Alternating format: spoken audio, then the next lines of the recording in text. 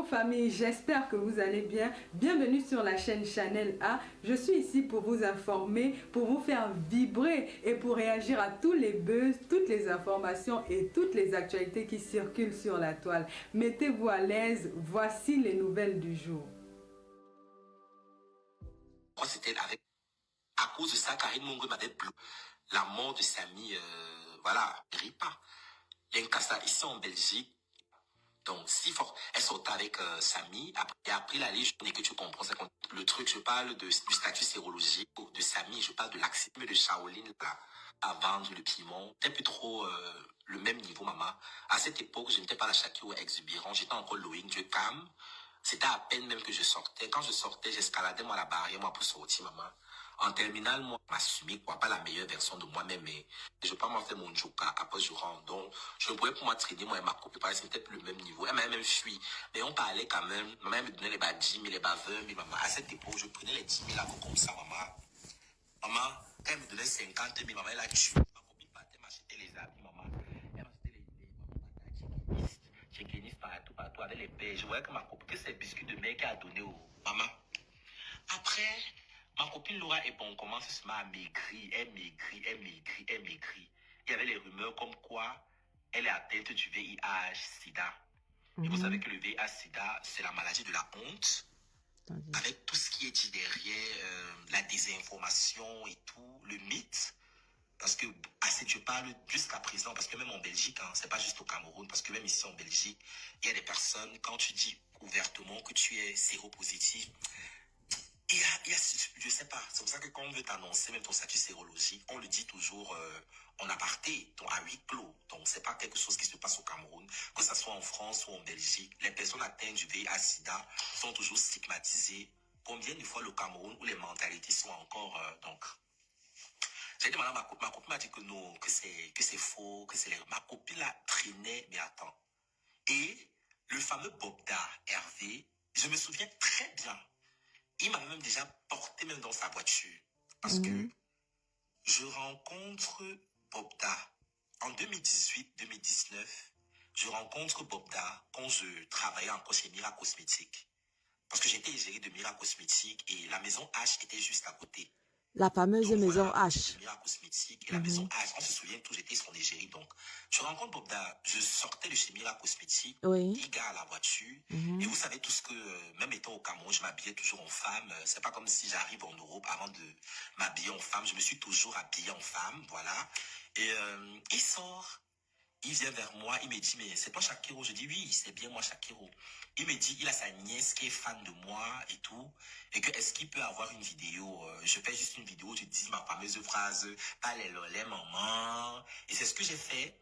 J'ai fait la vidéo, j'ai dit pas les lolettes maman. Voilà, donc après, il me serre dans sa main et il me dit, qu'est-ce que tu fais ce soir? Ok. Je dis rien de particulier. Là. Je dis rien de particulier. C'est comme ça qu'il m'invite à la maison H. Parce qu'il est à la maison H. On va à la maison H. Je pense que j'ai pris une glace le jour là. On commence Coucou à parler. Marie-Hélène. On parle. Et il commence à me poser des questions sur ma vie et tout. Je réponds. Vous savez que moi, j'ai dans mon... je n'ai rien à cacher lié à mon orientation sexuelle. Donc, j'ai commencé à expliquer. Et il me dit, est-ce que j'ai déjà fait des partous? Je lui dis, des partous, non. Je fais pas... À cette époque-là, non. Je ne, Attendez. voilà. Je lui dis non. Donc, Shakiro explique. En même temps là, que Bob Dalla a rencontré. En même temps, Bob Dalla lui demande une vidéo, soi-disant, c'est sa nièce qui est fan de Shakiro. En même temps, il l'invite où c'est à la fameuse maison H. En même temps, tu ne connais pas Shakiro, tu commences à parler et tu commences à lui demander s'il connaît s'il fait les partous ou bien s'il peut faire les partous. Hey! L'histoire de Bob Dassi, ça, c'est pas possible. Les mêmes témoignages. Et il me dit, est-ce que j'ai déjà fait des partous? Je lui dis, des partous, non. Je fais pas, à cette époque-là, non. Je ne, voilà. Je lui dis non, j'ai jamais fait de partous, non. Oui. Il me dit, est-ce que tu supportes les grosses, Je dis, mais comment est-ce qu'on va parler d'un truc? Parce que c'est quelqu'un de pervers. Vous imaginez dans un endroit. Comment se fait-il que vous-même écoutez le témoignage de Shakiro? À peine, et plus de 1000 victimes disent la même chose. À peine il les aborde, à peine il va droit au but. Ce n'est même pas qu'il tourne, il va droit au but, il te pose des questions.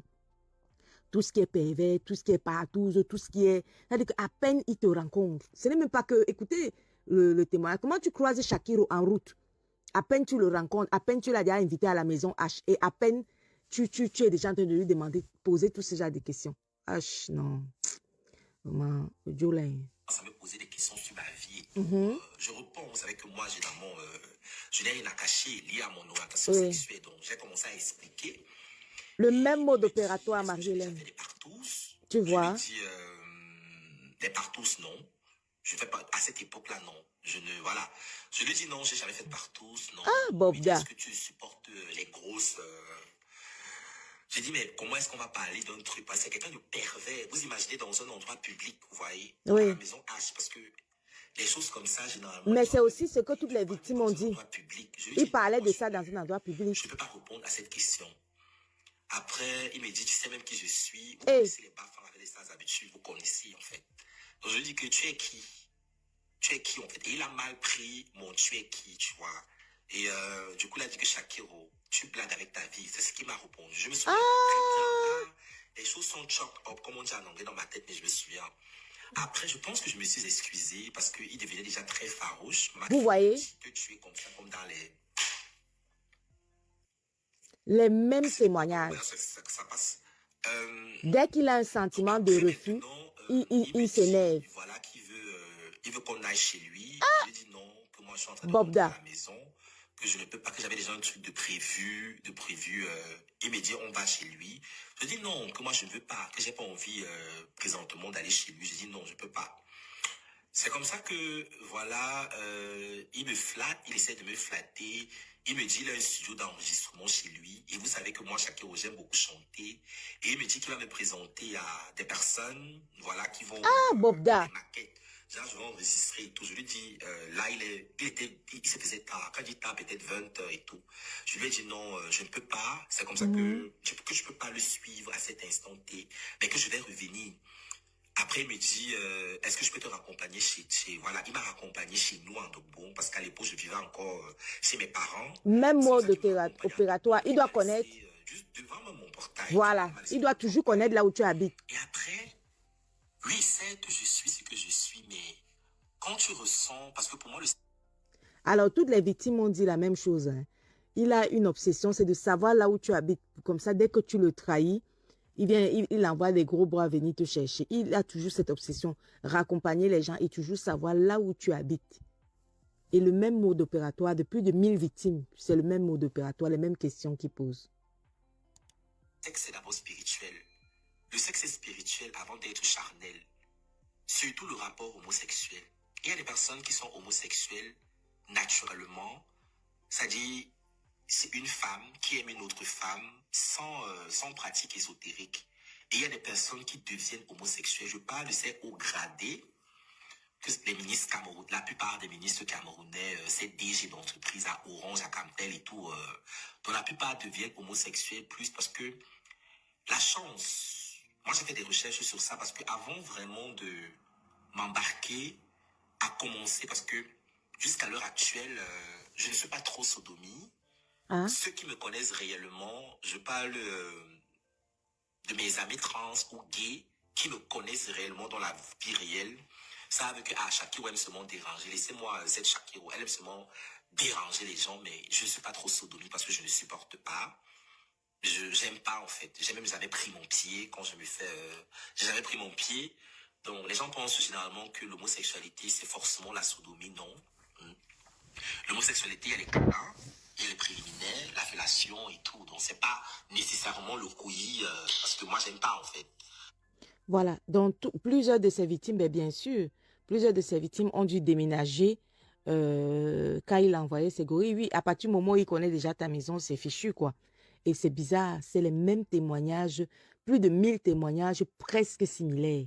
Le même mode opératoire, la même chose. Après, dès que la preuve, c'est que même Shakiro, dès qu'elle dit dès qu'elle a dit que elle ne veut pas partir, tout de suite ça a été la gifle, tout de suite ça a été l'énervement. Il s'est énervé très vite. Il s'est très vite énervé. Donc il a ce côté colérique là et il ne supporte pas le refus, le refus de ses proies. C'est-à-dire que dès qu'une proie ose dire non et tout de suite il pose la question, tu sais qui je suis. Donc, il a ce fameux qui c'est qui je suis là, que vous aurez toujours dans au moins 1000 témoignages, vous aurez toujours la même question. Tu sais qui je suis, tu sais à qui tu as affaire. Voilà, donc toutes les victimes disent la même chose. Et je dis, mais non, je fuis même souvent et tout, parce que j'aime pas, en fait. Donc, moi, je suis plus... Donc, les gens qui pensent que je vais mourir vite là, ok, parce que moi, j'escroque l'argent. Il y a des femmes qui sont belles, qu'on leur donne même l'argent pour rien. Donc, je suis le genre de femme là. Donc, je n'ai même pas besoin de Shakiro, tout. après Donc, ça. il y a des hommes qui voient mes vidéos, ils fantasment, et ça non. Donc, on fait ça sur aux hommes. Hein. Tous les trous, il y a plaisir. Même si je prends le... Moi, généralement, je suis plus dans l'exhibitionnisme. J'aime bien aller jusqu'au bout. Donc, c'est ça mon fou. Après, je le détends, je danse. Moi, je suis pas trop sodomite. Je parle de la colonne vertébrale. Si j'ai peut-être 60 000 personnes qui me suivent, 40 000, généralement, c'est des femmes. Et il me dit, Shakiro, tu m'as généralement avec... Quand je vois aussi la charge de pâtissier à tout le mois, donc je me bats pour que, voilà, pour alléger cette souffrance. Donc, c'est juste pour dire que le Cameroun, là, je ne parle même de rien parce que je n'ai même rien dit, hein, parce que les vraies preuves sont là. Hey. Je réitère encore mes propos. Mm-hmm. Je m'adresse au président de la République. Tu veux dire quoi au président? Je m'adresse au ministre de la Justice, voilà, au ministre actuel de la Justice. Vous lui dites quoi? Parce que quand j'ai été condamné à 5 ans de prison, mon avocat est allé demander au président du tribunal pourquoi est-ce que vous donnez la peine maximale à Shakiro. Dans toute l'histoire du Cameroun, on n'a jamais condamné un homosexuel à la peine maximale, jamais. La plupart du temps, les homosexuels venaient faire 6 mois et c'était tout. Mais on m'a condamné à la peine maximale, 5 ans de prison. Mon avocat a demandé à la présidente du tribunal pourquoi est-ce que Shakiro a écopé de la peine maximale. Elle ne mérite pas jusqu'à la peine maximale. Et vous savez quoi? La présidente du tribunal a répondu, l'ordre venait d'en haut. Donc elle a dit l'ordre venait d'en haut. Bon, quand elle dit l'ordre venait d'en haut, ça veut tout dire. Parce que l'ordre venait d'en haut là, je le connais personnellement. D'accord. Quand ça s'est passé, je suis resté là, colère noire. Je suis juste rentré dans ma cellule. Je suis arrivé avec toutes les moqueries de la prison. Les prisonniers qui me disaient, Shakiro, tu vas lire, on va te foutre ici pendant 5 ans. Pendant 5 ans, tes fesses, les insultes des prisonniers, des sales bandits là, bref. Avec la colère noire, je suis allé, j'ai juste pris mon téléphone, j'ai posté. Mais voilà qu'on a condamné à 5 ans de prison. Est-ce que je n'y a seul? Voilà le post que j'avais posté. Est-ce que je n'y a seul? Le lendemain, le régisseur est venu dans ma cellule. Il a dit que Shakiro est ton téléphone. J'ai d'abord nié que je n'ai pas le téléphone et tout, que j'ai utilisé le téléphone d'un autre prisonnier et tout, et tout, et tout. Il a dit, Shakiro, tu mens. On m'a tapé le jour là. On m'a tabassé, mais le état d'amour. On m'avait jamais tapé comme ça dans ma vie, maman. On m'a tapé le jour jusqu'à croyait que j'allais mourir, maman. Tabassé. On m'a enchaîné avec les chaînes. Vous voyez les chaînes, non? On enchaîne. Vous voyez les chaînes de Jésus? Comme on enchaîne Jésus, quand on est en train de crucifier Jésus, on m'a enchaîné ça, les pieds, les mains. Maman, il dit que j'ai lu le jour là. On m'a mis dans l'isoloir. J'ai dormi là-bas. Il y a une cellule là. Attendez, voilà, je vais un peu... Voilà. Attendez. Voilà. Donc, il y a... Pardon, je suis pas marié, pardon. Je vais un peu lire le témoignage de...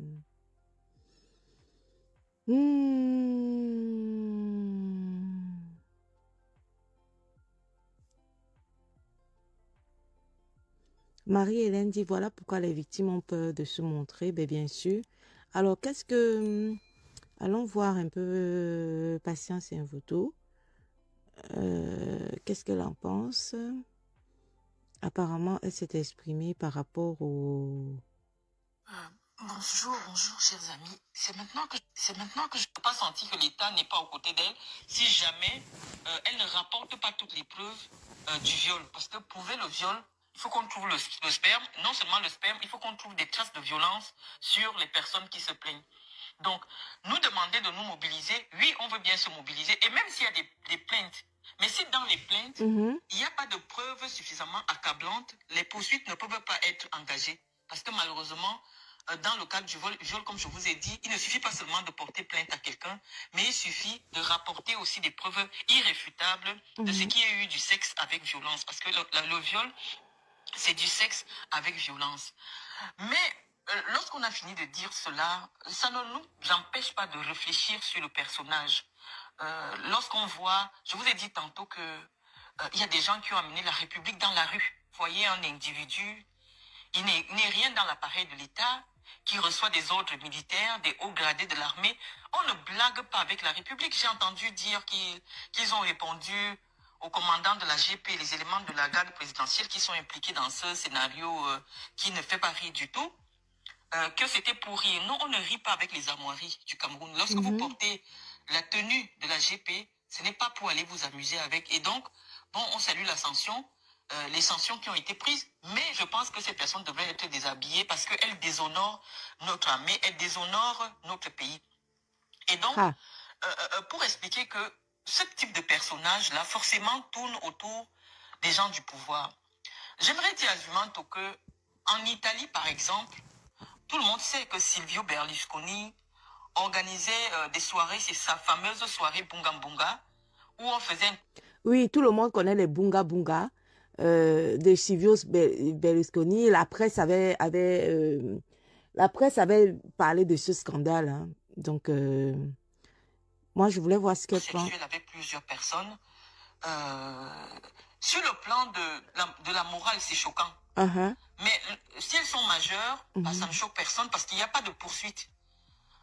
C'est des filles qui ont accepté de se livrer à la vie facile. Parce que malheureusement, Jumanto, tu fais aussi partie des gens qui humilient les femmes qui n'arrivent pas à payer leur loyer. Moi, j'étais vu faire la promotion. Bon, là, elle va parler du fait que Jumanto avait publié sa vidéo là-bas quand elle avait eu son problème de loyer, quoi. Idiot Dinette, bonjour. Attendez, bon, là, elle va parler de son problème, là. Parce que Jumanto a eu près de 800 000 vues. Et le prêt-à-tout au Cameroun aujourd'hui, il n'y a pas le choix. Parce que même pour avoir une simple relation avec un gars à Yaoundé, au Cameroun aujourd'hui, je parle de Yaoundé parce que bon, c'est Yaoundé que je connais, mais c'est partout au Cameroun. Si vous voulez avoir un bon gars, comme on dit au Cameroun, le gars va vous demander d'être double SIM. Ok. Si vous voulez un bon gars qui vous donne bien l'argent, si vous voulez un bon gars qui vous achète une voiture, il va vous exiger des choses parce que, croyez-moi les sœurs, vous êtes ici, vous croyez que quel gars peut vous donner 10 millions? Même nos maris à la maison, pour arracher 10 millions dans la main de ton mari, non. Non, c'est le braquage. C'est-à-dire qu'un homme qui t'a épousé et qui a des millions dans son compte, pour qu'il te donne 10 millions, c'est le match. Donc, laissons le mensonge des réseaux sociaux. Et donc, vous voyez les jeunes filles qui achètent des 4x4 et tout, elles sont dans les avions en business, machin.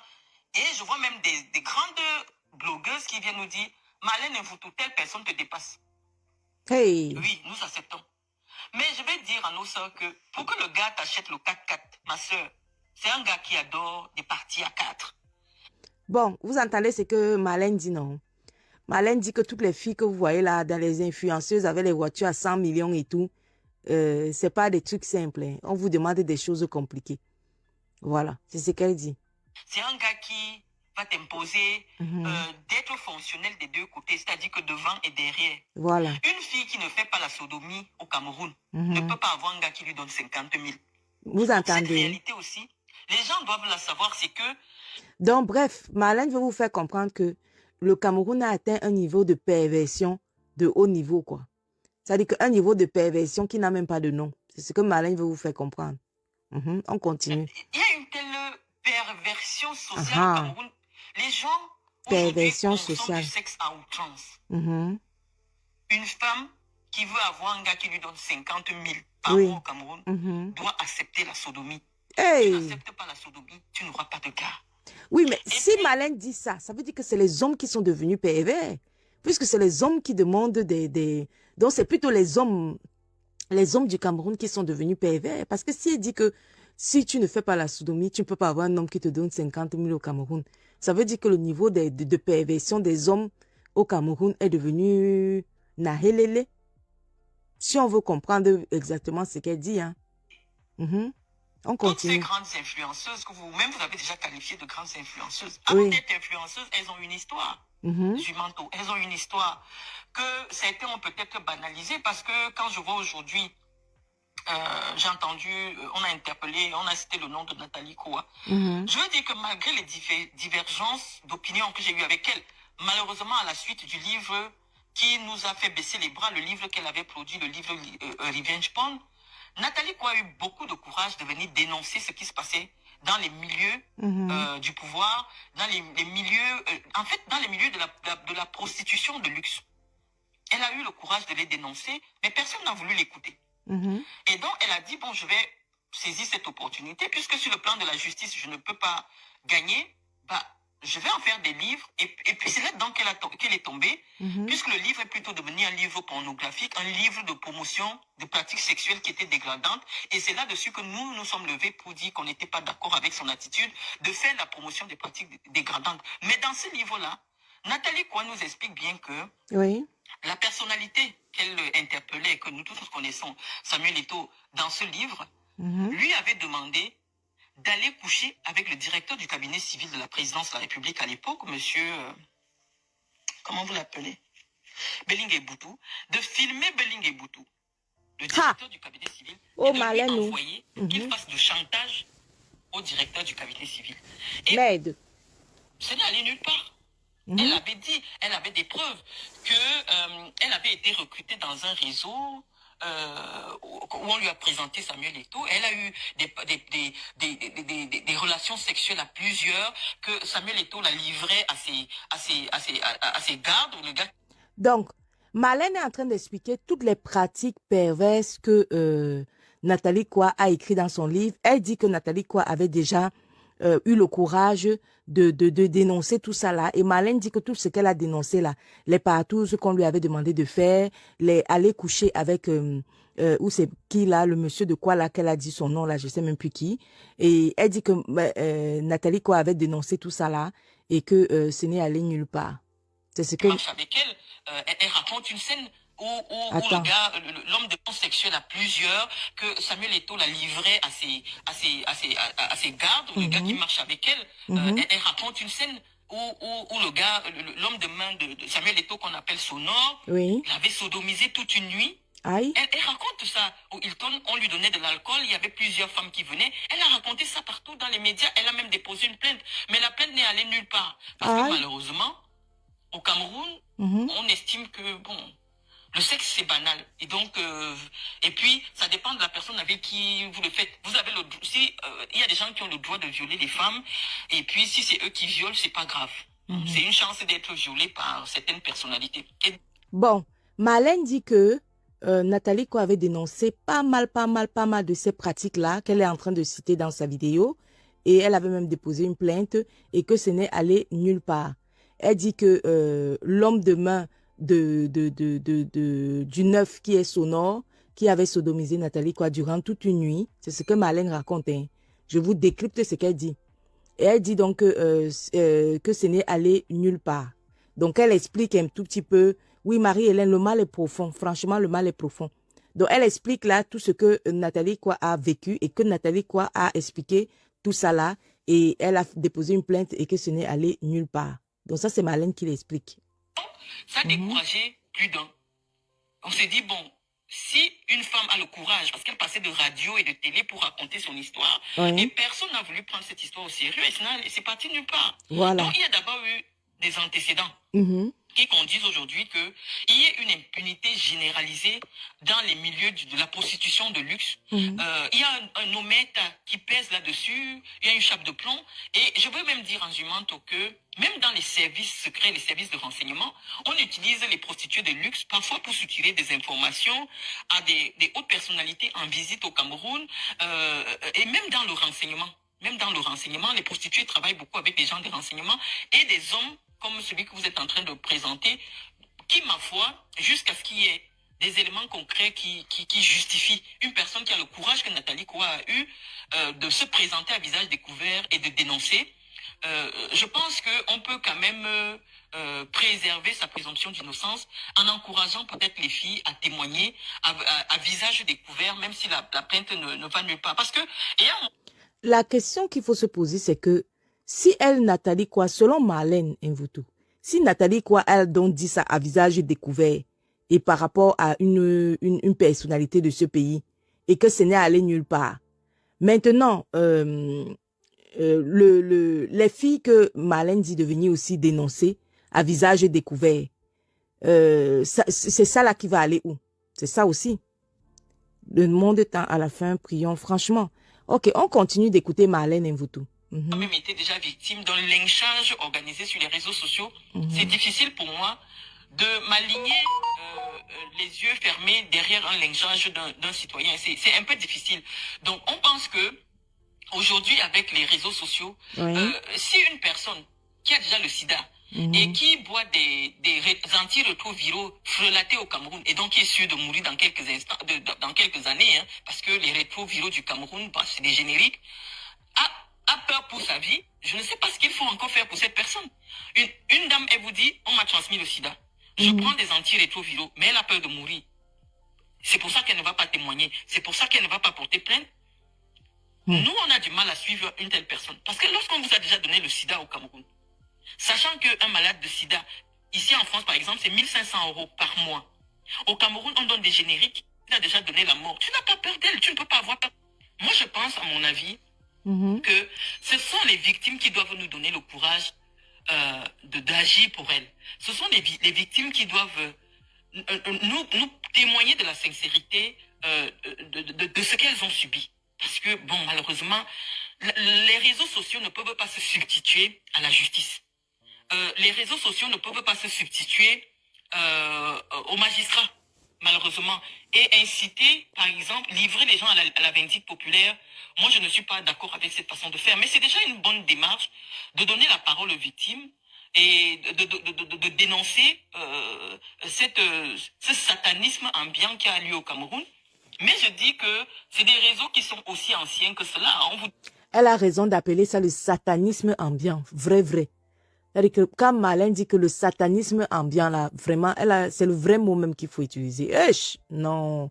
À ce niveau-là, c'est la magie. C'est satanique, hein?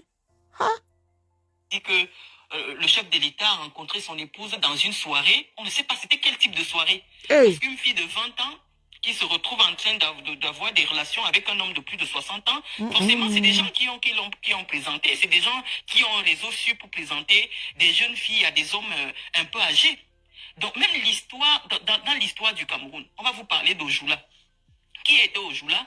Ojula était l'un des... En fait, comment on les appelait même à l'époque, le nom me reviendra. Donc, il était comme le président, le gouverneur français au Cameroun. Qu'est-ce qu'il faisait? Tous les jeunes Camerounais qui voulaient des bourses pour l'étranger ou qui voulaient être des jeunes commis de l'État, des fonctionnaires, passaient chez Ojula se faire sodomiser. Et on vous dit que Ojula a sodomisé presque toute l'élite politique, parfois aujourd'hui qui est encore aux manettes au Cameroun. Donc quelqu'un qui a été sodomisé, il sait que le passage obligé de la soumission, le passage obligé pour que quelqu'un vous soit soumis, c'est de le sodomiser. Et donc, eux aussi se mettent à sodomiser les gens. Maintenant, ça c'est ce qui concerne le sexus politicus, c'est-à-dire que les liens entre le sexe, on va arriver. Et la politique. Maintenant, je vais vous parler du sexus diabolicus, c'est-à-dire que les gens qui font du sexe pour les gens qui font du sexe pour des pratiques sataniques. Mon cher Jumanto, tous les jours on dénonce les sectes qui sont désormais très présentes au Cameroun. Et malheureusement, quand vous voyez que ce sont des jeunes qui meurent, mais les hommes de plus de 90 ans sont en vie, en forme comme s'ils avaient 15 ans, il faut bien aller chercher l'énergie vitale chez les jeunes pour venir alimenter ces vieux-là. Et vous croyez que cette énergie vitale, elle se prend où? Cette énergie vitale, elle se prend chez des jeunes prostituées comme ça. Et parfois, c'est parce qu'on est sur Facebook, on ne peut pas vous donner des détails sordides. Après qu'ils recrutent ces filles-là, qu'ils les violent, qu'ils les filment, c'est pour les tenir au chantage, elles se mettent à travailler pour eux. C'est ainsi que parfois ces filles, elles vont coucher avec des jeunes garçons, on leur demande de ramener du sperme qui est utilisé, du sperme de jeunes garçons, qui est utilisé dans des pratiques sataniques, hautement sataniques, pour donner l'énergie vitale à certains vieillards. Donc, c'est aussi vieux que le monde, ce type de choses. C'est-à-dire que et ces gens jouissent d'une impunité, parce qu'en même temps, ils sont dans tous ces cercles, les cercles sataniques, les cercles ésotériques, les cercles politiques. Aïe. Hein, ça fait que malheureusement, c'est assez difficile à suivre. Donc, nous, tout ce que nous demandons, c'est que... Donc, dans tout ça, là, alors, mieux alors la jeune fille qui grandit au village. Hein. Moi, je ne sais pas ce que vous allez penser, mais de tout ce qu'elle dit là, mieux même encore la jeune fille qui grandit au fin fond du village et qui le matin va au champ. C'est même peut-être mieux, hein, parce que franchement, tout ce qu'elle est en train de raconter là, c'est fort. Hein. Les personnes qui ont été violées puissent avoir le courage de se montrer, de dire leur part de vérité. La seule chose que les réseaux sociaux peuvent leur apporter aujourd'hui, c'est protection. Parce que puisqu'elles ont déjà dénoncé ouvertement, si quelque chose leur arrive, on saura directement vers qui pointer l'arme. Donc je pense que en étant cachées, ces victimes supposées sont plus en danger que si elles venaient ouvertement se présenter. Moi, à mon avis, j'ai toujours cru et je suis convaincu que une personne qui est séropositive et qui cache son statut, c'est parce qu'elle veut contaminer d'autres personnes. Donc, si vous avez déjà attrapé le sida et vous êtes conscient que vous l'avez attrapé, ayez le courage. Le sida aujourd'hui, c'est quelque chose de banal. On vit avec, les gens prennent des soins, surtout dans les conditions dans lesquelles vous avez... Mais pourquoi Bob Dalui s'est empressé d'aller faire un test rapidement? Donc, ça a chauffé jusqu'à... Et c'est le premier qui fait le test et c'est encore le premier qui fait le... Comment on appelle ça? Qui fait le test, c'est même le premier qui porte plainte. Avec plus de 1000 témoignages des victimes. La question que moi je vais me poser dans toute cette histoire, c'est que et toutes celles qui sont mortes alors? Et toutes celles qui sont mortes? Parce que toutes celles qui parlent là, c'est celles qui ont réussi à sortir de la vivante. La question est que où sont toutes celles qui sont mortes? Les familles qui n'ont pas retrouvé leur fille depuis là que l'enfant est sorti, on a pu revu la fille. Les familles là se sont dit quoi? C'est-à-dire que ça fait partie des choses où, si c'était ici en Europe, c'est que très rapidement, toutes les résidences, je dis bien toutes les résidences qu'on a déjà citées là, c'est-à-dire qu'on a déjà envoyé la police là-bas, les enquêteurs, fouiller tout ça là au peigne fin. Et c'est que toutes les centaines et des centaines de milliers de vidéos que ce gars-là a, c'est que la police a déjà récupéré ça. Mais si la police ne part pas, ne serait-ce que récupérer, quand il y a une des filles qui a par exemple dit que il lui a envoyé la vidéo dans laquelle lui-même il la violée, il lui a envoyé ça pour la menacer. Ça veut dire que cette pratique-là, il envoie, non seulement il filme, mais il t'envoie ta propre vidéo pour te menacer. Donc on pourrait déjà commencer même par, ne serait-ce que la police pourrait déjà même commencer à examiner les vidéos que ces filles, il a envoyées à ces filles-là pour les menacer. Et il y a un autre problème. Quand on dit que les victimes sont où, les victimes elles-mêmes non plus ne parlent pas parce que certaines se sentent contaminées justement par le sida et du coup, elles-mêmes elles ont honte d'avoir été contaminées par le sida. Parce que moi, je pense que si ce n'était que pour le viol, ces filles-là allaient parler à visage découvert. Mais le problème, c'est qu'elles ont été violées et contaminées par le sida. Donc, du coup, ça fait double honte. Moi, je pense que la double honte là, pour leur famille, et peut-être pour certaines qui ont refait leur vie, et certaines qui sont déjà aussi allées contaminer d'autres personnes, ne pourront jamais justement venir témoigner à visage découvert. Parce qu'elles savent qu'elles-mêmes, elles sont allées contaminer d'autres personnes, plusieurs personnes après. C'est ça le problème. Donc, du coup, voilà quoi. Mais ne serait-ce que toutes les vidéos, c'est-à-dire comment dirais-je, une fouille minutieuse dans toutes les maisons, dans tous les appartements cités et tout ça là, aurait servi à faire quelque chose. Mais, Sandra Rose, bonjour. Non, comment tu peux dire que, est-ce que avoir le VIH est une honte? Est-ce que toi, tu as d'abord, il faut d'abord on va voir si toi, tu n'as pas honte de le dire. Donc, on sait bien qu'elles vont considérer que c'est une honte. Et du coup, elles vont considérer qu'avoir été violée, c'est également une honte. La preuve, c'est que tu vois des gens qui se lèvent et disent que leurs témoignages sont faux. Donc, du coup, voilà quoi, elles n'auront pas trop l'envie de témoigner non plus. Attraper la maladie, prenez le courage de venir dénoncer. Si vous voulez garder votre secret pour vous, ça veut dire que vous voulez continuer à transmettre à d'autres personnes. Aujourd'hui, avec l'évolution de la science, vous pouvez avoir des enfants malgré le fait que vous soyez séropositif. Vous pouvez trouver d'autres séropositifs avec qui vous vivez une vie normale, tranquille et en bonne santé. Donc, je ne sais pas pourquoi, dans une affaire aussi grave, des personnes ne viennent pas témoigner à visage découvert. Moi, je pense que la seule façon de lutter contre la propagation du VIH, c'est que aussi les personnes porteuses de cette maladie commencent à se déclarer ouvertement et à déclarer leur statut en disant « moi je suis déjà malade et voilà comment ça s'est passé et c'est comme ça que je prends soin de moi » pour essayer de sensibiliser. Parce que qu'on ne vous mente pas, ce n'est qu'en phase terminale de la maladie que la personne commence à être comme ce qu'on voit dans les images.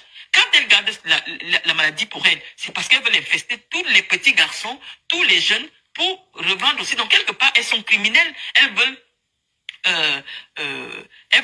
participer aussi à cette chaîne de transmission, comme la personne qu'elles sont en train d'accuser. Donc nous, on a besoin des éléments. Le problème, c'est que avec toutes les preuves qu'elles ont fournies, si elles viennent à visage découvert, est-ce que ça va empêcher qu'on dise aussi qu'elles mentent? Voilà, c'est pas parce qu'elles vont venir à visage découvert que le récit va changer. Puisque le même récit qu'elles racontent à visage, elles racontent le même récit, les mêmes scènes. Plus de 1000 personnes racontent le même récit, la même scène, les mêmes énervements du monsieur, la même arme qui sort et tout ça là. Bref, les récits sont presque similaires. Les récits sont tous pareils. Que ce soit les hommes qui l'ont embarqué, ou les petits garçons qui l'ont embarqué, ou les petites filles, tout ça est presque pareil. Maintenant, si elles viennent à visage découvert, c'est quoi, ça va changer quoi du récit qu'elles ont dit par téléphone en fait? Qu'elles le disent par téléphone ou qu'elles le disent à visage découvert, qu'est-ce que ça peut bien changer? Si déjà ceux qui ne vont pas croire au récit par téléphone, mais ne croiront pas au récit à visage découvert, hein? Voilà, ce qui est sûr, c'est ça. Suivi avec beaucoup d'attention ce qu'elles ont dit Jésus Manteau, mais nous voulons des éléments, nous voulons des femmes qui font preuve de beaucoup de courage, de venir se dévoiler parce que quelqu'un qui vous a déjà tué 2 fois, il vous tue en vous arrachant votre dignité puisqu'il vous a violé, il vous tue en vous transmettant le sida. D'après ce que vous dites, vous ne devez plus avoir peur de la mort. Venez vous prononcer à visage découvert et personne ne va vous juger parce que ça peut arriver à tout le monde. Vous voyez que quelqu'un comme celui-là, il ne peut pas s'arrêter vers des femmes comme moi. Non, parce qu'il sait que moi, je ne rêve pas. Il sait que je ne rêve pas. Bon, Marie-Hélène dit que oui, elles sont parties. Ben, dans le témoignage de Zumanto, celles qui sont parties porter plainte à visage découvert, mais Marlène, on leur a demandé de rentrer à la maison. Oui, rentrer à la maison, on n'a pas voulu prendre leur plainte. Pourtant, elles sont parties à visage découvert, aller porter plainte. Mais on leur a quand même demandé de rentrer à la maison. Et ce n'est pas parce qu'elles vont venir à visage découvert sur les réseaux sociaux que ceux qui ne veulent pas croire à ce qu'elles racontent vont croire finalement. Non. Même si elles viennent sans à visage découvert, ceux qui ne vont pas croire ne croiront toujours pas. C'est pas le visage découvert qui fait croire ou qui ne fait pas croire, hein, moi je pense. Je ne veux pas voyager en jet privé, je ne veux pas. Il va vers vous, pourquoi? Parce que il y a une machine, c'est-à-dire que des sociétés camerounaises qui sponsorisent ces influenceuses-là pour vous vendre une vie qui n'existe pas. Ça n'existe pas de ne pas avoir un salaire fixe, de ne pas avoir une activité traçable, de voyager en business, d'habiter un appartement d'1 million, de mettre son enfant dans des écoles de 12 millions. Ça n'existe pas. Et donc, il y a des sociétés, les grands patrons de ces sociétés qui pratiquent aussi ces sodomies et tout ça, qui financent les filles qui viennent vous attirer. Donc, c'est une grosse chaîne qui est difficile à combattre. Même en France, on va vous dire, dans les milieux du pouvoir, dans les milieux économiques, la prostitution de luxe. Nelly dit que, coucou Patricia, tout ce qui se dit sur ce monsieur est vrai. Ok, bien sûr que c'est vrai, mais moi je ne vois pas, Nelly, si c'est vrai, les gens cherchent à dire qu'il faut qu'elles viennent à visage découvert. Celui qui pense que c'est faux, même si les petites filles là viennent à visage découvert, ça va changer quoi? La personne va quand même dire que c'est pas parce que tu affiches ton visage que la personne qui disait que c'était faux va changer maintenant et dire que c'est vrai. Les témoignages sont très cohérents. Elles expliquent exactement le même mode opératoire, comment il a fait, comment il s'est énervé. Elles ont dit que c'est minutieux. Cet homme-là, surtout la femme qui était enceinte, celle qui était enceinte là, mais ça fait froid dans le dos. Elle a perdu son enfant, ça dit que c'était horrible. Et dit aussi que ce témoignage-là aussi est faux quand même, voilà. Et là où je ne rejoins pas Marlène, c'est que, là où je ne rejoins pas Marlène, c'est que il y a ceux qui ont été embarqués de force. C'est-à-dire que ceux qui étaient dans la rue, la voiture s'est arrêtée, il a commencé à parler. Après, il a dit que donne-moi ton numéro. La personne n'a pas voulu donner le numéro. Il a embarqué la personne par force, en sortant l'arme. Voilà. Donc, les témoignages de celles qui sont parties, qui ont essayé de s'échapper, voilà, on ne peut pas dire que 1500 victimes racontent des faussetés. Bon, il y a Idiot du net qui dit que quoi là? Qui dit que, Patou, tu te souviens du groupe WhatsApp dont on a parlé ici sur la toile il y a 2 ans? Oui, il y avait un groupe WhatsApp qui avait des trucs pervers comme ça là. Le groupe où les vidéos de Nias de certaines autres personnalités sont indexées. C'est toujours cette histoire. Attends. Ah, c'est toujours cette histoire, je te promets. Ok. Est importante. Je veux dire que la première entreprise du monde qui n'a jamais fait faillite, c'est la police. Allô? Allô? Oui? Bonjour. Oui, c'est pourquoi vous êtes victime? Oui, attendez, je mets le haut-parleur. Allez-y, exprimez-vous. Oui, et juste pour dire que c'est vrai que tout ce qu'on raconte sur ce bonhomme, il y a un fond de vérité. Mhm. Il y a un fond de vérité, mais il y a aussi un fond de mensonge. Oui. Quand vous voyez Bob lui-même, vous ne voyez pas que physiquement il a l'air de quelqu'un qui n'a pas toutes ses neurones. Qui n'a pas toutes ses neurones? Je ne sais pas. Hein. Attendez, je lis un témoignage. Il m'a abordé, mais j'attends de sortir du pays pour en parler. Ah, ok. C'était devant le bas. Oui. Allez-y, monsieur, exprimez-vous. Ce qui est vrai, Hervé a une vie de débauche. Oui. Il a une vie de débauche. La vie que tous les petits jeunes millionnaires à Douala ou au Cameroun essayent de mener aujourd'hui. Oui. Où ils se prennent 2, 3 taxis, ils se les partagent Oui. entre eux. Oui. Bon, maintenant, il peut arriver qu'il y ait de petites violences. Mais vouloir croire que c'est des viols et des viols à répétition, non. Non, ce ne sont pas des viols à répétition. Ah, donc selon vous, celles qui disent qu'elles ont fait 3 jours là-bas, elles ont fait 3 jours là-bas avec des viols à répétition, selon vous, elles mentent. Patricia, on connaît aujourd'hui comment la jeune femme camerounaise veut arriver absolument. Donc selon vous, toutes ces victimes-là, celles qui disent qu'elles ont été violées, elles mentent alors. Ah, ok, d'accord. Permets-moi d'avancer. Oui. Permets-moi d'avancer. Hervé, lorsque vous dites que la jeune femme, je tiens à vous signaler qu'il y a des jeunes garçons qui l'ont abordé comme ça et il les a amenés là-bas de force. Il y a plusieurs témoignages de jeunes garçons, c'est pas que la jeune fille. Il y avait aussi des témoignages qu'on a écoutés, c'était des témoignages de garçons. Voilà. Le Bob que je connais, le Hervé que je connais, peut-être qu'il a trahi, il a fait déjà un grand pas de l'autre côté, mais le Bob que je connais, je sais que c'est le petit garçon qui, le Wish que vous entendez, c'est aussi un fils de milliardaire. C'est lui qui avait l'hôtel de Rose à Bali. Donc, c'est un hôtel où les gars se retrouvent généralement, ils font de petits partout avec les filles. Et le Bob c'est le prototype de petit garçon que n'importe quelle jeune petite fille au Cameroun aimerait avoir comme fiancé, comme mari. Ah, d'accord. Donc, pour vous, selon vous, ces filles-là sont consentantes de faire tous ces partous et tout ça là. Même comment expliques-tu que un homme qui t'aborde au premier rendez-vous se montre violent? Oui, mais donc comment vous expliquez que plus de 1000 commentaires disent la même chose, qui se montrent violents, et dès que tu ne veux pas lui donner son numéro de téléphone, dès que tu ne veux pas lui donner, il sort son arme tout de suite. Pourquoi plus de 1000 commentaires disent la même chose? 1000 victimes disent la même chose. Donc, selon vous, 1000 victimes, il n'a pas sorti son arme, il n'a pas ce côté colérique et violent. Peut-être que justement, ces personnes qui ne supportent pas le moindre refus. Je ne dis pas qu'il n'est pas violent. Mais quoi? Je dis qu'il peut y avoir de la violence. Ça peut oui. arriver. Mais peut-être qu'il est colérique de nature et qu'il a un problème, c'est qu'il ne supporte pas la moindre contradiction et le moindre refus. Avant d'arriver à ça, oui. Posons-nous d'abord des bonnes questions. Comment est-ce possible qu'un homme qui te menace avec son arme, et le lendemain, il t'invite à venir chez lui? Comment tu expliques ça? Mais comment pas? Ah bon? Donc je peux te draguer là, sous force, sous menace, et après je m'excuse, je te dis demain, tu viens chez moi et tu viens chez moi. Oui, mais puisque généralement, il est allé raccompagner les filles chez elle, il y a eu des menaces, donc du coup, il a leur numéro de téléphone, après il commence à les harceler. Moi, la question que je vais vous poser, pourquoi 1000 témoignages disent la même chose? Donc ça veut dire que 1000 filles mentent?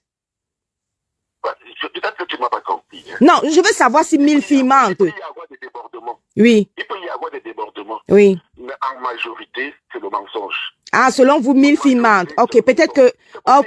Ok, bon, si vous dites que 1000 filles mentent, alors, ok, vous avez donné votre avis. Alors, merci d'avoir appelé. Pourquoi toute cette fille-là, au pire, un collectif d'avocats qui s'est constitué, aucune ne va aller porter plainte là-bas. Aucune. Mais l'affaire vient à peine d'être révélée. Donc laissez le temps aux victimes de se rapprocher du. Ce n'est que hier que Zumento a fait son direct, hein. Donc laissez le temps à chacune, des victimes, d'aller porter plainte. Je tiens à signaler Malène Nvoutoua est en train de dire quelque chose de très important. Malène Nvoutoua a dit que Nathalie Kwa a révélé tout ça là, et elle avait déposé plainte. La plainte de Nathalie Kwa est partie où? Les partous qu'on demandait de faire, les ceci qu'on avait, l'homme de main sonore qu'il avait sodomisé durant toute une nuit. Toutes les plaintes là de Nathalie quoi là, elle a déposé plainte. Non, c'est parti où? C'est pour les filles là que vous pensez que ça va aller quelque part? Patricia, parlons des faits que nous avons sous la main pour le moment. Oui, mais non, on te donne quand même un exemple de quelqu'un qui a porté plainte et que ce n'est allé nulle part. Mais quand vous dites que, attendez monsieur, quand vous dites qu'un comité d'avocats s'est présenté, plusieurs d'entre elles ont dit qu'elles sont allées porter plainte. C'était dans le direct de Zumento. Elles sont allées porter plainte, on leur a demandé de rentrer à la maison. Oui, elles sont allées porter plainte, on leur a demandé de rentrer à la maison. Et il y a les menaces que dès que tu veux porter plainte, on te dit qu'il est puissant. Il y a des avocats prêts à les accompagner. Oui, mais laissez donc les avocats, laissez donc les victimes, les différentes victimes. Justement, moi-même qui te parle aujourd'hui là, oui. On invite toutes ces victimes. Lui, mais donnez-leur le temps. Le direct a été fait hier. Vous dites qu'il y a le comité d'avocats. Laissez les différentes victimes se rapprocher du fameux comité d'avocats. Parce que je vais vous dire, monsieur, quelque chose. C'est que si les pauvres victimes ont été justement contaminées par le VIH, tel qu'on l'explique, ce n'est pas non plus facile pour elles. Peut-être qu'elles ont refait leur vie après. Parce que beaucoup d'entre elles étaient toutes jeunes. Donc, si elles ont été contaminées, je dis bien si elles ont été contaminées, ce n'est pas non plus facile pour toutes celles qui ont refait leur vie après. S'agissant donc de la contamination. Oui. Le laboratoire, le gars il a fait des tests. Oui, mais il est allé faire les tests tout seul. Ça ne se passe pas comme ça. Nous sommes ici en Europe. Je vois que votre numéro, vous êtes aussi en Belgique. S'il est allé faire les tests, ça ne se passe pas comme ça. C'est-à-dire que c'est la justice. La justice va demander à ce qu'il fasse. C'est pas qu'il va se lever seul comme ça, il va pas faire les tests. Je suis désolé, monsieur. Monsieur, je suis désolé. Ce monsieur ne va pas se lever seul comme ça, aller faire les tests. Même quand la justice parle des tests de paternité, non, ça se passe pas comme ça. C'est la justice mandate un hôpital. Vous partez tous avec les policiers et tout ça. Vous partez faire le test. Le laboratoire est contrôlé par la police et tout ça. Ça se passe pas comme ça que vous allez vous lever de chez vous. Vous allez vous lever de chez vous et aller faire le test dans votre fief. Je suis désolé. Je peux placer un mot. Je suis désolé, monsieur. J'ai compris ton avis. Oui. Je peux maintenant renchérir. Oui, renchérissez. Monsieur, c'est assez grave ce que vous êtes en train de faire croire aux gens, hein, que plus de 1000 filles mentent. Monsieur, oui. Dans ma démarche, oui. Moi, je nous invite toutes cette étrangère. Oui. À se manifester. Parce qu'il faut mais elles vont se manifester. Sur la page de Zumento, elles sont déjà plus de 100 témoignages. Les victimes, Zumento lui-même a reçu plus de 1000 témoignages. Il ne peut pas gérer tous les témoignages là tout seul. La baronne de Suisse a reçu sa part aussi là-bas de son côté. Elle a reçu sa part de témoignages là-bas de son côté. Donc, Zumento ne peut pas mettre 1000 témoignages sur sa page. Le temps de regrouper, le temps d'écrire, il ne peut pas faire tout ça tout seul. C'est pour ça que certains témoignages sont partis là-bas du côté de la baronne de Suisse. Maintenant, une fois que vous aurez tous les témoignages,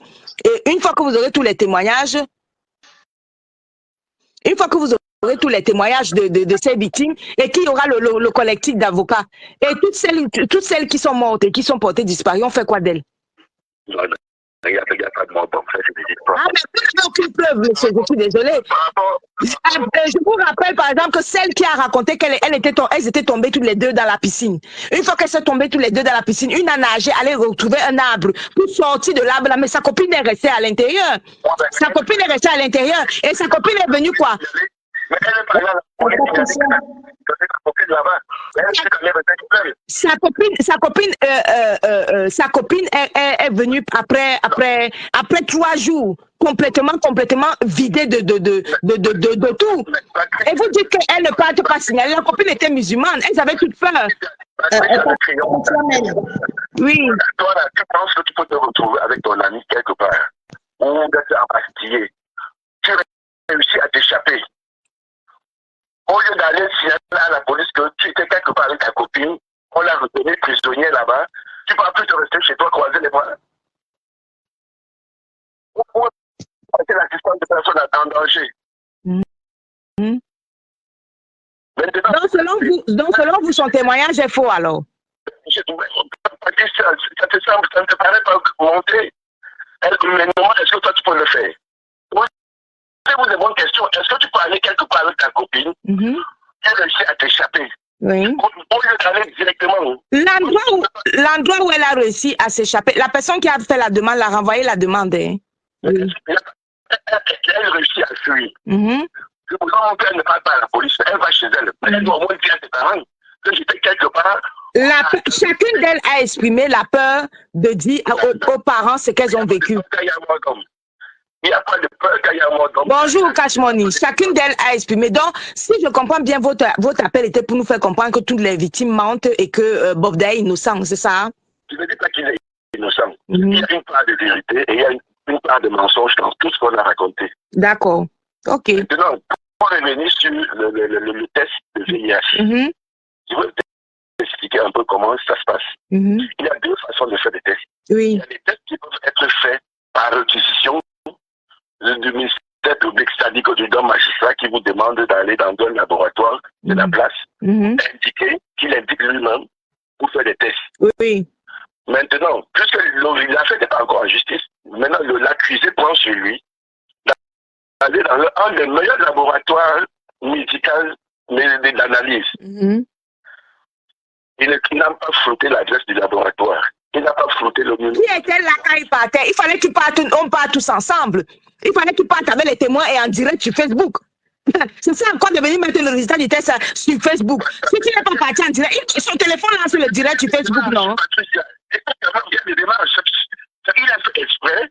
Oui. Il va flouter le nom du laboratoire. Non, si vous voulez vraiment être sérieux dans le test, il y a plusieurs personnes ici là qui sont parties faire les tests en direct sur Facebook. On te pique sur Facebook, on montre comment on fait les tests, on montre le résultat positif ou négatif. Pourquoi il n'a pas lancé le direct alors? Il devait lancer le direct et prendre les témoins. Dire que bon, je lance le direct sur Facebook.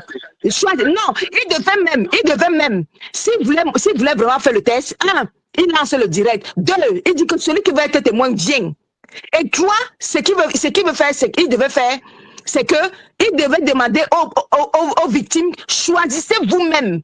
Choisissez, votez et choisissez vous-même le laboratoire que vous voulez que je parte faire. Déjà, c'était pas à lui de choisir le laboratoire. Il devait dire, parce que quand on veut prouver justement.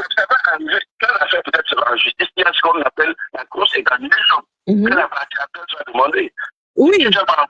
Par exemple, j'ai pour, par exemple, le test qu'il a apporté là. La partie adverse va demander une grosse examination. C'est-à-dire qu'on va maintenant lui dire, OK, comme on a des doutes peut-être sur ton test là, le tribunal va choisir un laboratoire au hasard, parmi les laboratoires certifiés. Oui. Et on va lui demander d'aller là-bas, faire des prélèvements, et on attend les résultats des tests. Donc, pour le moment, il a fait une démarche. Il a présenté. Pourquoi il a fait une démarche? Il ne se reproche de rien.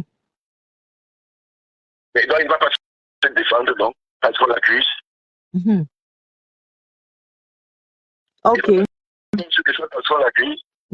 Ceux qui ont la caméra peuvent demander l'appel pour monter. Hein. Ceux qui ont la caméra, là, vous pouvez demander l'appel pour monter. C'est une affaire. Et puis quand on va dire qu'il va à la présidente en Vormeka, il viole les femmes là-bas, il ressort. Le monsieur avec qui ils sont allés en Vormeka là, Donc pendant qu'il violait la femme, lui, il n'a pas cherché à aller dire qu'il y a quelqu'un qui a été violer la femme là-bas. Ce témoignage, pourquoi vous extrapolez par rapport à ce témoignage? Ce témoignage, Jumeto a dit qu'il n'a pas écrit ce témoignage parce qu'il a trouvé ça invraisemblable. C'est tout. Il n'avait donc pas besoin de raconter ça. Mais ce n'est pas parce qu'il a parlé du témoignage de Vomeka que les 1000 autres témoignages qu'il a sont faux. Je suis désolée. Ce n'est pas parce que vous trouvez le témoignage par rapport à Vomeka faux. Peut-être que les 1000 autres de toutes ces filles-là qui ont raconté, pourquoi vous ne parlez pas de la fameuse fille qui était enceinte?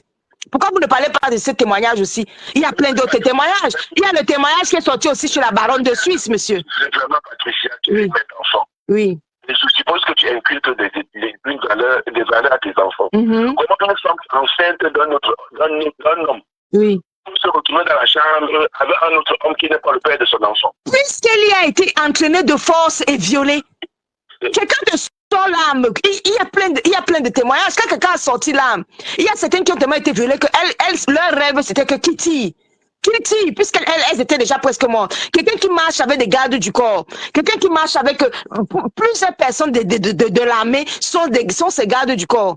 Alors, dans ce cas-là, avec des immenses chiens dehors, 2 gros chiens, il te menace d'abord qu'il va te tuer, il va donner ça de la nourriture là. Moi, à mon avis, même les chiens l'ont déjà mangé plusieurs victimes. Les chiens ont mangé et avalé plusieurs victimes. Puisqu'il dit à ces filles-là que si tu ne cèdes pas, je vais donner ton corps aux chiens. Ça veut dire que ces chiens-là ont mangé plusieurs victimes qui ne sont pas retrouvées. Dans un pays normal, là où vous vivez et là où moi je vis, puisque je vois que vous vivez en Belgique, moi je vis ici en France, vous n'allez pas me dire que la police n'aurait pas déjà minutieusement fouillé toutes les fameuses villas de Bonapriso et par-ci par-là où il a commis ses forfaits. Ne serait-ce que pour chercher celles qui ont été, ne serait-ce que même enterrées vivantes. Et qu'est-ce que vous pensez des vidéos alors, monsieur?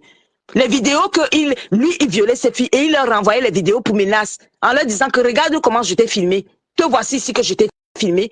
Et si tu tentes de parler, tu vas voir. Pourquoi est-ce qu'il insistait, monsieur, pour connaître les maisons de chacune de ses filles? Allô? Nous vivons tous en Europe. Oui, dans les témoignages, chacune des filles, monsieur, disait que... Attendez, monsieur, je repose encore une question. Je repose ma question correctement. Pourquoi est-ce que chacune des filles, dans ce témoignage, disait que il insistait pour venir connaître ma maison? Et une fois qu'il a connu ta maison, combien ont déménagé? Elles ont toutes pratiquement dû déménager. Parce qu'une fois qu'il connaissait ta maison, tu avais la pression, il te dit qu'il va venir tuer ta mère et ton père dans la maison, il va faire ceci, il va faire cela. Et 99% de ces filles n'avaient jamais vu l'âme, n'avaient jamais vu une âme à feu. Ok. Patricia, oui. Nous vivons tous en Europe. Oui. Nous avons vécu les attentats. Lorsque il y a une fausse alerte, il y a eu beaucoup de fausses alertes. Oui. On mobilise les moyens de l'État et on se rend compte que c'était de fausses alertes. Oui. Maintenant, ouvrir une enquête lorsqu'il y a une alerte pour que la justice se mette en branle pour éviter que l'État ne dépense gratuitement de l'argent. Il faut bien qu'il y ait des indices concordants, des faisceaux d'indices concordants. C'est pour cela qu'on invite les victimes à aller vers le collectif d'avocats qui a été mis en place, à apporter le plus de preuves, comme ça qu'une enquête soit ouverte, qu'on les appelle. Parce que nous sommes tous des parents d'enfants. Moi, je ne sais pas si un jour, ma fille va entrer dans la voiture d'un inconnu. Elle ne peut pas le faire. Donc, et si elle peut le faire, elle peut entrer. Votre fille peut entrer dans la voiture d'un inconnu si elle est kidnappée. Si elle est kidnappée, monsieur, oui, elle entre. Elle est kidnappée. Mais dans ces récits-là. Non, dans ces récits, il y a 60% de celles qui sont kidnappées et 40% de celles qui sont entrées. Parce que, monsieur, et celle qui connaissait un ami qui leur dit, viens, il y a un anniversaire là-bas, allons. C'est l'anniversaire de mon ami, par exemple, allons là-bas. Elle vient là-bas avec quelqu'un qu'elle connaît, qui rassure, parce qu'il y a des abâcheurs. C'est-à-dire ceux qui ont ramené des filles à Bogdan, des amis, des complices qui ont ramené les filles. Donc du coup, la fille se retrouve dans cette maison-là parce qu'un ami qu'elle croyait sérieux lui a dit que ben, viens, il y a une fête d'anniversaire, ou viens, on fête quelque chose, ou viens, on va boire un verre. Et l'ami l'amène là-bas comme proie et elle se fait séquestrer et violer là-bas pendant plus de 3 jours. Donc celle-là, c'est même votre fille, une fille normale, se dit que mon ami m'amène à un anniversaire, mais elle ne sait pas qu'elle n'est pas servie de proie et qu'elle sera ce que serait pendant 3 jours. Donc, il y a aussi ça. Il y a des témoignages Oui. qui semblent vrais, Oui. mais qui, au finish, relèvent d'un pur montage. Ah, donc selon vous, c'est le montage, hein, monsieur. Ok. Non, peut-être que tu ne comprends pas ma démarche, Patricia. Je ne supporte ni Barbara, ni personne.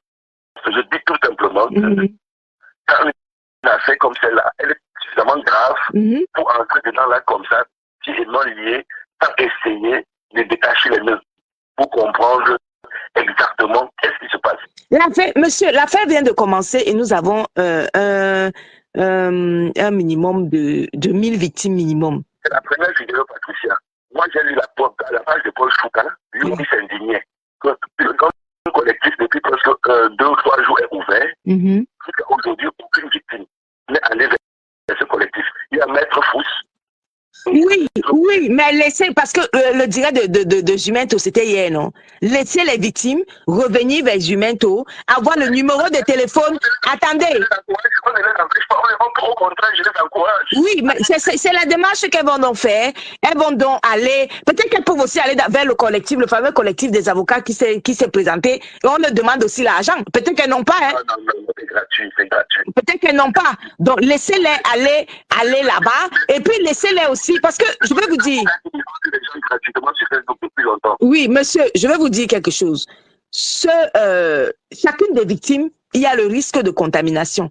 Et parce que les victimes ont refait leur vie, d'accord?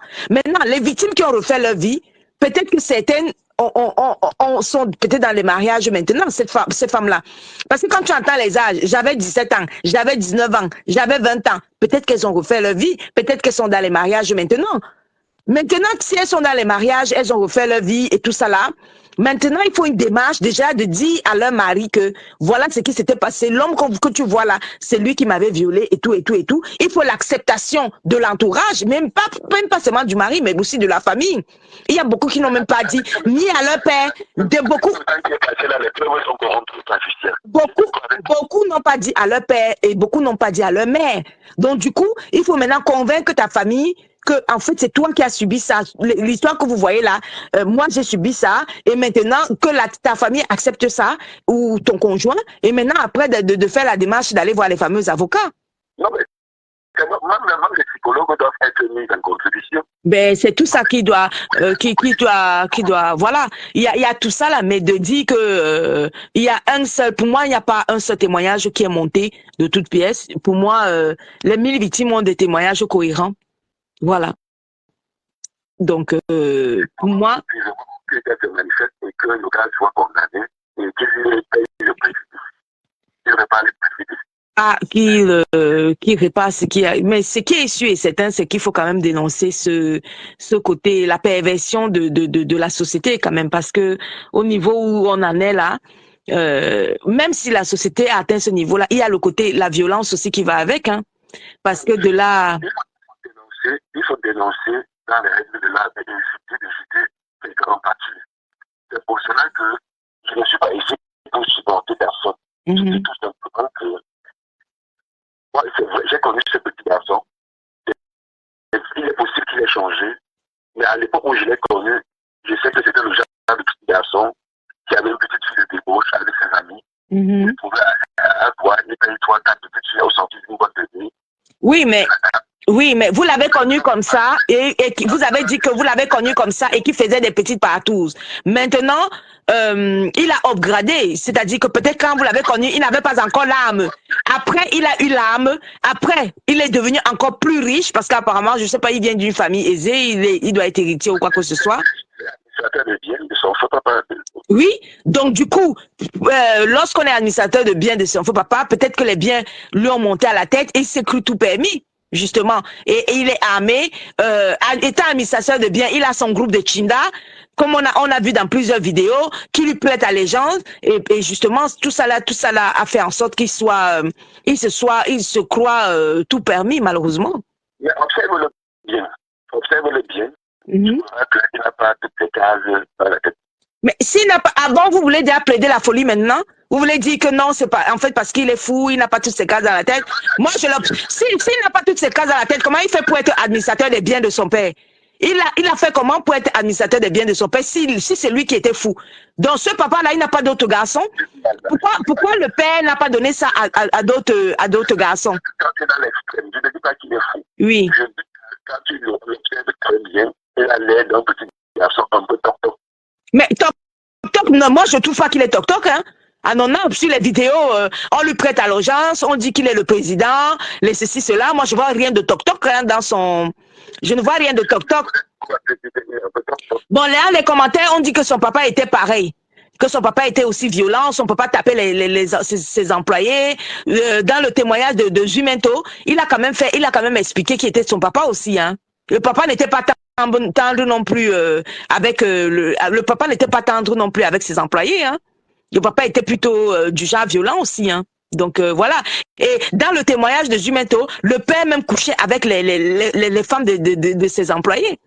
Voilà. Et ses employés hommes, il couchait avec plusieurs des femmes de ses employés. Selon le témoignage de Jumento, le père là n'était pas non plus catholique. Hein. Voilà. Donc on est dans une histoire de tel père, tel fils. Pardon? Si les employés n'ont pas traîné le père au tribunal, comment on a fait pour savoir qu'il couchait avec comment dirais-je? D'où la puissance justement du père. Parce qu'on va te traîner au tribunal, tu vas venir que bonjour, mon patron c'est tel milliardaire. Mon patron c'est tel milliardaire. Bonjour, je viens vous voir parce que mon patron a couché avec ma femme. Et après, la plainte là va aller où? Comment? Tu es un salarié. Attendez, monsieur, vous faites comme si vous n'êtes pas au Cameroun. Vous voulez me faire croire que tu es un salarié d'un multimilliardaire au Cameroun. Si cet homme-là est vraiment les milliards qu'on dit là, si tu es un salarié d'un multimilliardaire, tu gagnes peut-être 70 000 par mois. Le multimilliardaire a couché avec ta femme. Et tu te lèves, tu pars au commissariat avec ton salaire de 70 000. Allez dire que bonjour, tel multimilliardaire qui est mon patron vient de coucher. J'ai constaté qu'il couche avec ma femme. Et tu penses que ta plainte là va aller où? Attendez, monsieur. Attendez. La plainte là va aller où? On va te demander de rentrer chez toi. On va te dire que mon ami rentre chez toi. Et tu peux même porter plainte. Ne sois pas étonné qu'au commissariat, on te fouette même. On te fouette au Cameroun. Ce genre de plainte là. On va dire que ton patron c'est qui? Dès que tu vas donner le nom, on va dire que, ah bon? Et il dit couche avec ta femme et tu n'es pas content, on va même te fouetter là-bas. Ah bon? Mais vous faites comme si vous n'êtes pas. Vous faites comme si vous n'êtes pas du Cameroun. Il y a un autre appel alors, monsieur. Je prends l'autre appel alors. D'accord, ok. Merci. Allô? Allô?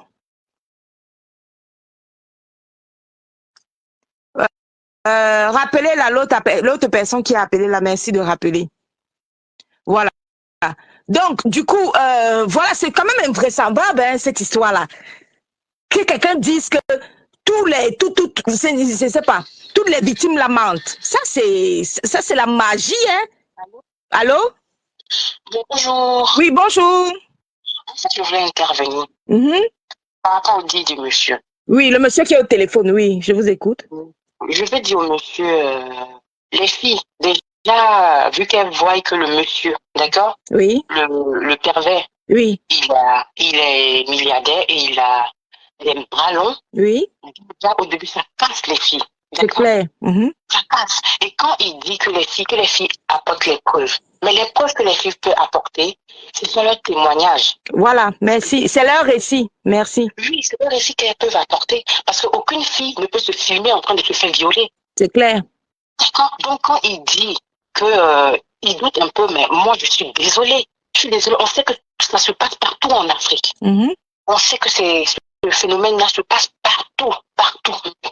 Mais une fois qu'on voit que quelqu'un a le bras long, on se dit, mais ça sert à quoi? En plus, il a l'argent. Ça sert à quoi de partir et puis après, ils vont étouffer l'affaire. Donc, le monsieur arrête. Ces filles, elles sont victimes. Elles sont victimes. Et le monsieur, comment il s'appelle? Boda ou quoi, là? Hervé, là. Oui. Monsieur, quand tu vois, tu sais que c'est quelqu'un. Mais de un, déjà, il est laid. De la frustration, de la laideur. Oui. Tu vois, dans les récits, tout de suite, dès qu'il y a le refus, il s'énerve tout de suite. Comment 1000 personnes peuvent dire que dès que j'ai refusé de donner mon numéro, il s'est énervé? La même phrase. Oui, mais pourquoi en fait? Il s'est mis en colère. Parce que si c'est un homme normal, si tu refuses de donner ton numéro de téléphone, il va dire, ouais, ma chérie, ouais, tu me refuses le numéro. Oh, ma chérie, je t'ai fait quoi, non? Comment tu peux me refuser ton numéro de téléphone? S'il te plaît, donne-moi alors ton numéro. Ça, c'est un homme normal. Quand tu lui refuses le numéro. Mais celui-là, 1000 commentaires, c'est que dès que j'ai refusé, il s'est énervé et il a sorti son âme. 1000 commentaires. Et avec ça, il y a des gendarmes du gouvernement qui ont suivi ça pousse carrément. Ben oui. Ça casse les gens. Le monsieur qui a été au téléphone tout à l'heure n'a pas voulu accepter déjà lui-même le pervers, le criminel était protégé par des gendarmes, par l'armée, par ceci. Déjà quand il t'aborde, il te fait comprendre qu'il est protégé. C'est ça en fait, c'est ça. Et le pervers là, lui, je pense que il a un problème de double personnalité. Parce qu'on a vu dans les trucs qu'on dit, son père était comme ça. Donc peut-être que c'est ça, il a un vrai problème, ce pervers narcissique. Sincèrement, donc que les personnes arrêtent de douter. Parce que 1000 personnes ne peuvent pas sortir et dire la même chose. Et ça se passe depuis 2005. Et les personnes qui se taisent. Waouh. Et des personnes qui se taisent de peur de se faire tuer ou de se faire, comment on appelle, lécher. Donc ça veut dire que si Nzimento n'avait pas ouvert ça, personne n'allait parler. C'est clair.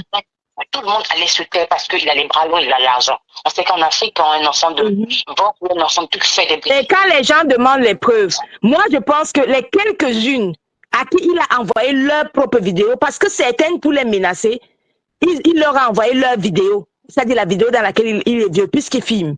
Pendant qu'il te viole, il te filme. Donc il envoie, et certaines pour les menacer, il leur a envoyé les vidéos. Même celles-là, si jamais elles peuvent prendre cette vidéo-là et montrer ça aux avocats. C'est le nude. Non, c'est le nude. On ne peut pas, ça va chuter. C'est le nude. Non, elles montrent à leurs avocats déjà pour commencer. Parce qu'on dit qu'elles ne se sont pas rapprochées du comité d'avocats. Mais qu'elles montrent déjà ces vidéos-là, chacune d'elles, comment dirais-je, à ce comité d'avocats, pour qu'on commence ne serait-ce qu'à croire, puisqu'il y aura toujours des gens qui vont dire que non, c'est faux, non, c'est faux, non, c'est faux. Même celle qui a parlé à la baronne de Suisse, elle a dit, elle a envoyé plusieurs preuves, photos, plein de photos et de vidéos à la baronne de Suisse, et elle a dit à la baronne de Suisse de ne pas publier. Mais tu trouves quand même des gens qui vont te faire comprendre que... Donc, que les gens arrêtent un peu. Parce que s'ils n'arrêtent pas, ça va durer. Les conneries comme ça va continuer. Ah ben... Le monsieur, sincèrement, c'est un malade. Il est malade. Et ces gens de malades, il y en a partout en Afrique. Donc, si on dit merci à Nzimento d'avoir ouvert la brèche parce que elle était fermée. Donc, ça fait que tout le monde, toutes les victimes viennent, comment on appelle, témoigner. Et même dans les vidéos du monsieur, le monsieur, c'est quelqu'un qui aime qu'on fasse ses éloges. Voilà, ses atalakou. En lui, parce qu'il s'élève, il danse et il est le seul à danser. Il faut qu'on fasse ses éloges. Oui. Qu'on le vénère, qu'on l'appelle président. Il veut vraiment qu'on le vénère. Il veut vraiment. Et c'est bizarre, tu veux qu'on te vénère pour une fortune que tu n'as pas bâtie. Parce que je suis désolée, si tu as hérité de la fortune de ton père, ben tu n'as pas du tout bâti cette fortune-là.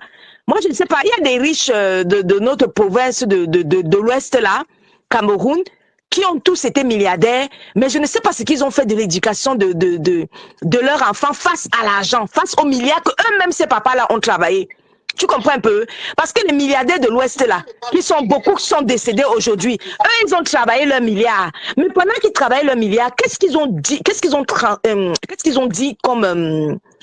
qu'est-ce qu'ils ont transféré comme valeur à leurs enfants sur les milliards qu'ils ont travaillé là?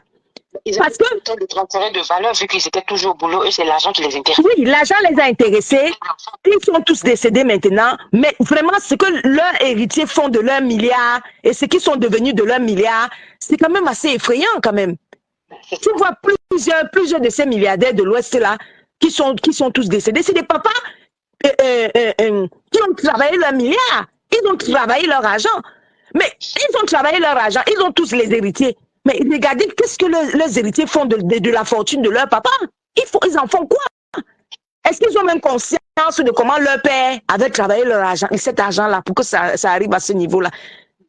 Pour mettre fin à mon appel, c'est que je veux dire que quelqu'un qui aime qu'on le vénère, il n'aime pas qu'on lui refuse quelque chose. Donc, c'est voilà.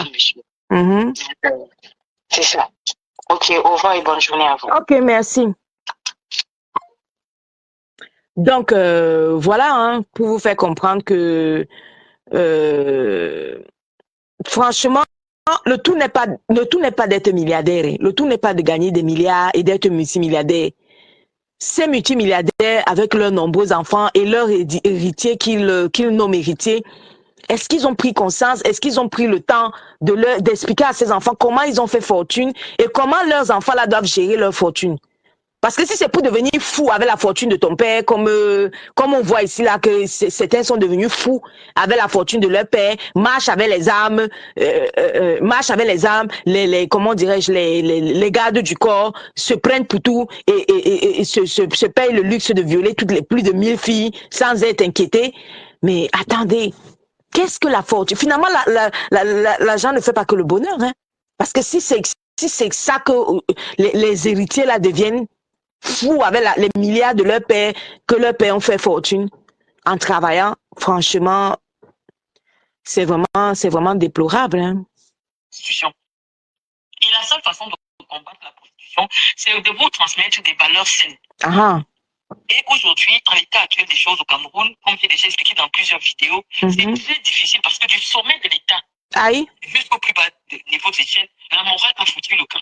Hey, Marlène. La morale a foutu le camp. Vous voyez des hommes de plus de 60 ans qui n'ont pas honte d'aller coucher avec des enfants de 20 ans. Oh, wow. Sans défense. C'est légal, c'est normal. Elles cherchent leur milliardaire. Aïe. Et vous voyez des filles qui sont sur Facebook qui disent oui Marlène, je peux te trouver un milliardaire, hein? Je te suce d'abord. Et il y a des milliers de jeunes filles qui partent écouter des choses comme ça. Et vous êtes nombreux à aller vous asseoir à relayer ce type de bêtises. Je parle de Natacha de Monaco. Oh, vous wow. ne préservez pas vos enfants. Vous n'êtes pas nombreux à condamner des attitudes qui ne doivent pas exister publiquement dans la société camerounaise. Vous ne condamnez pas. Vous venez seulement avec les pleurs. Je ne sais pas, soit ce sont des pleurs automatiques. Les pleurs d'une de pleurer qu'on a fini de violer une femme ou on a fait ceci. L'intention derrière ces filles qui traînent dans les rues à Douala et Yaoundé, c'est quoi? C'est chercher la milliardaire. Parce qu'on leur a dit, vous savez, la première dame du Cameroun, elle a trouvé son mari comme ça. Donc peut-être le futur président du Cameroun se retrouve au Ping Money à Boya. Donc elle aussi peut trouver son président là-bas. Et donc les filles sont... L'endroit là, on appelle ça comment? Où c'est Picking Money. Ah, l'histoire de Picking Money à Boya. Par exemple, cette fameuse villa où on fait le Picking Money à Boya, ça devrait déjà, à partir du moment où il y a 1 ou 2 témoignages, on devrait déjà perquisitionner les lieux. On devrait, toutes les filles qui sont parties dans ce fameux Picking Money à Boya, on devrait perquisitionner les lieux. Il n'y a personne, aucun procureur qui n'ouvre une enquête sur ce, ne serait-ce que le Picking Money de Boya. Ah, maman. Dans l'idée de trouver leur milliardaire. Pourquoi? Parce que quand tu n'as pas le milliardaire, que tu as du mal à payer ton loyer, que tu prends le taxi, Jumanto va te ficher sur sa page Facebook. Donc voilà une fille, on dit qu'elle ne peut pas payer son loyer.